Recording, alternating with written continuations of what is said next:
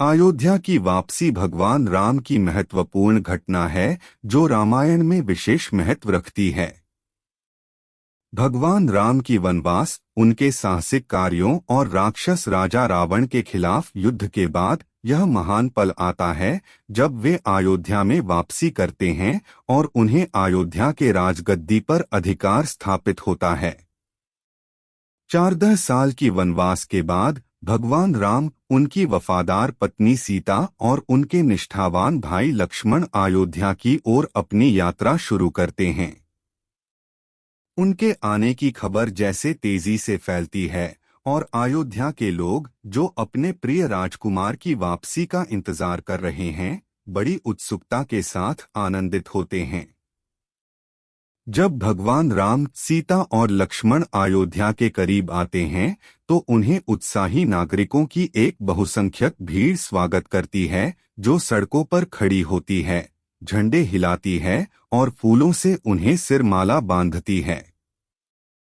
माहौल में आनंद, उत्सव और नई आशा की भावना होती है। अपने प्यारे राजकुमार की, जिसे न्यायाधीश तर्क से बहिष्कृत किया गया था, वापसी के दृश्य ने उनके दिलों में विशेष सुख भर दिया। राजा दशरथ की मृत्यु, जो भगवान राम के वनवास के दौरान हुई थी, ने अयोध्या को शासित राजा के बिना छोड़ दिया था।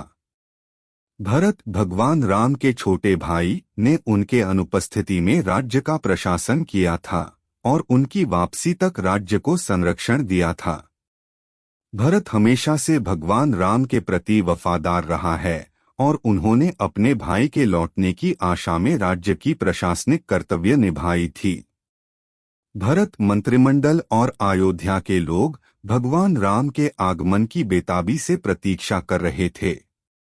उन्होंने इस शुभ अवसर के लिए राज्य को तैयार किया था और सुनिश्चित किया था कि अयोध्या महान आयोजनों, विशाल प्रदर्शनियों और उत्सवों से सजी हो, जो उनके प्यारे राजकुमार की वापसी के योग्य हैं। जब भगवान राम अयोध्या में प्रवेश करते हैं तो उन्हें भरत द्वारा अत्यंत आदर और सम्मान से स्वागत किया जाता है, जो अपने बड़े भाई को विनम्रता से झुकते हुए राजगद्दी की चरणों पर रखता है। भरत अपनी अटल भक्ति व प्रेम भाव से भगवान राम को गले लगाते हैं, उन्हें क्षमा मांगते हैं कि उन्होंने उनकी अनुपस्थिति में राज्य का कार्यभार संभाल लिया था। भगवान राम भरत की निष्ठा और समर्पण को स्वीकारते हुए उन्हें गर्मी से गले लगाते हैं, उन्हें आश्वस्त करते हुए कि उन्हें दोष नहीं है।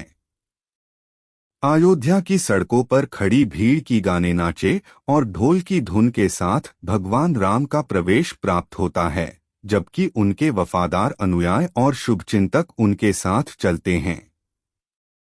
संपूर्ण शहर विविधतापूर्ण गहनताओं से अलंकृत होता है और हवा फूलों और धूप की सुगंध से भरी होती है। धार्मिक और सांस्कृतिक कार्यक्रम आयोजित किए जाते हैं, जहां लोग भगवान राम के आगमन का आनंद लेते हैं, भजन गाते हैं और प्रसाद बांटते हैं। इस प्रकार भगवान राम की अयोध्या में वापसी एक अत्यंत उत्साहजनक, प्रेम भरी और धार्मिक घटना होती है, जो भक्तों के द्वारा अभिवाद्य, स्वागत और आदर से मनाई जाती है। इस घटना ने अयोध्या में नई आशा और समृद्धि की भावना को प्रकट किया और मानवीय संबंधों में प्रेम, शांति और सहयोग की महत्वपूर्ण मूल्यों को प्रतिष्ठित किया।